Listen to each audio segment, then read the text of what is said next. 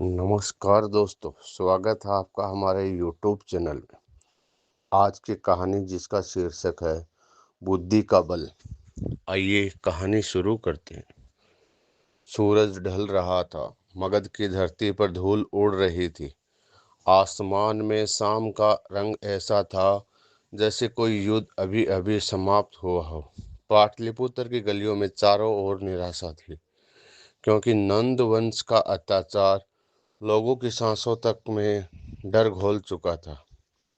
उसी शहर के एक कोने में एक दुबला पतला ब्राह्मण अपने छोटे से शीशे के साथ चलता जा रहा था। उसके चेहरे पर क्रोध नहीं, दृढ़ता थी। आंखों में आंसू नहीं, आग थी। वह था आचार्य चाणक्य, और उसके साथ था चंद्रगुप्त, एक बालक जिसके भविष्य में भारत का भाग्य लिखा था।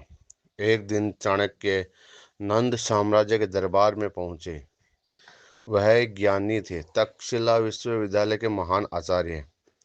उन्हें उम्मीद थी कि राजा उनकी बात सुनेगा और राज्य में न्याय स्थापित करने में सहयोग करेगा।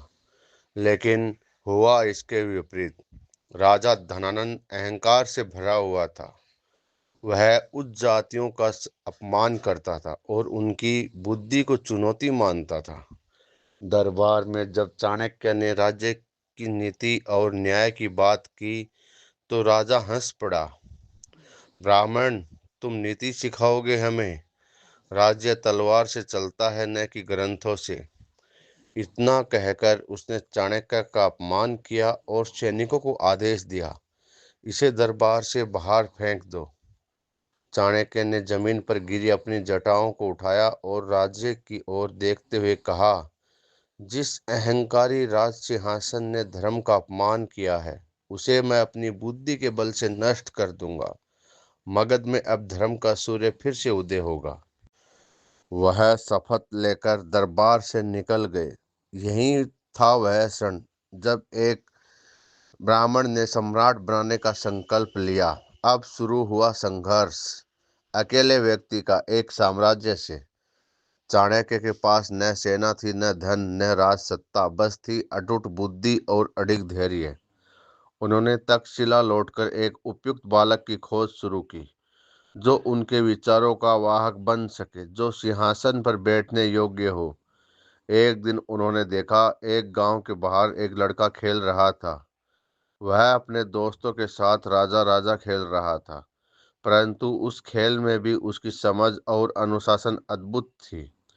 जब किसी ने नियम तोड़ा तो उसने कहा, राजा का काम न्याय करना है, पक्षपात नहीं।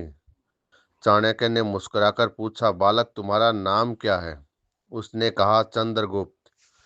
चाणक्य ने उसी क्षण निर्णय लिया, यही वह बालक है जो भारत को एक करेगा। तक्षशिला में चंद्रगुप्त की शिक्षा शुरू हुई। चाणक्य ने उसे केवल शस्त्र विद्या ही नहीं, बल्कि नीति, कूटनीति, समाजशास्त्र, युद्ध कला और आत्म नियंत्रण भी सिखाया। एक दिन चंद्रगुप्त अधीर होकर बोला, गुरुदेव, कब तक हम प्रशिक्षण लेंगे? कब तक छिपे रहेंगे? चाणक्य मुस्कुराए, बालक, युद्ध केवल शस्त्र से नहीं बल्कि बुद्धि से जीता जाता है।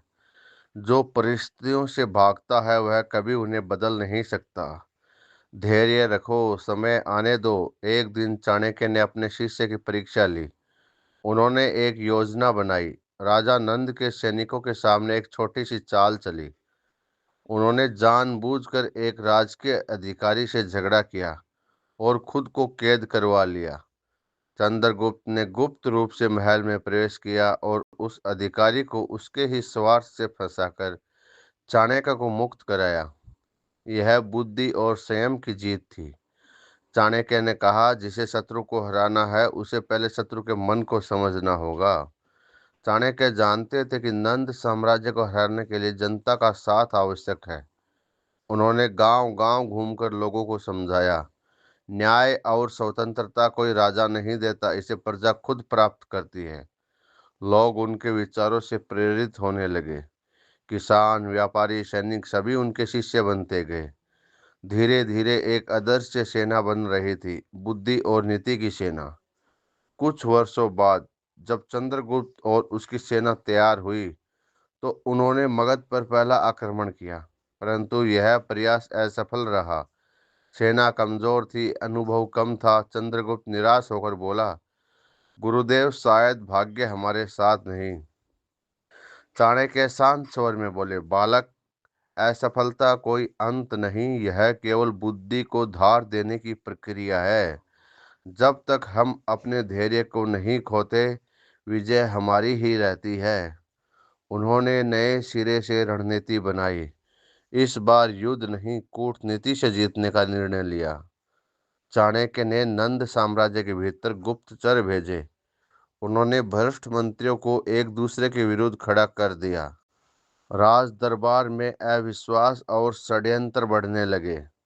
राजा धनानंद धीरे धीरे अपने ही लोगों से अलग हो गया। उसकी सत्ता कमजोर पड़ने लगी। उधर चंद्रगुप्त ने उत्तर पश्चिम के छोटे राज्य को एक एक कर अपने साथ जोड़ लिया। अब उसका नाम पूरे आर्यावर्त में प्रसिद्ध हो चुका था।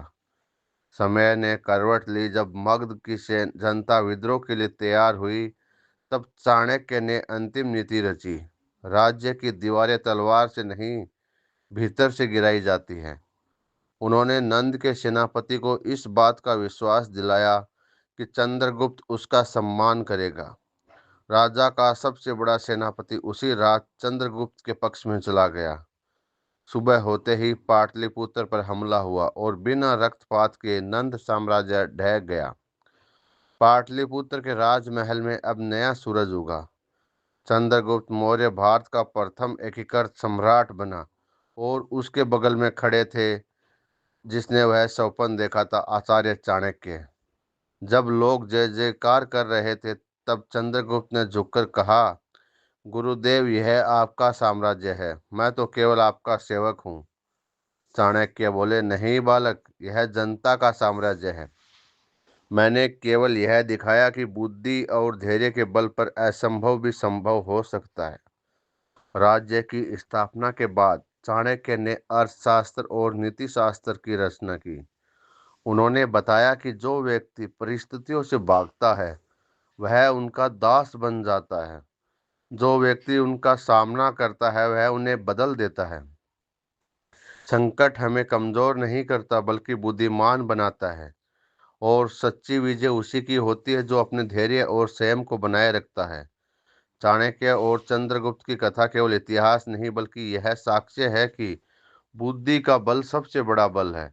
आज भी जब हम किसी कठिनाई से जूझते हैं, तो याद रखना, जिस व्यक्ति में धैर्य है, संयम है और अपनी बुद्धि पर विश्वास है, उसे कोई पराजित नहीं कर सकता।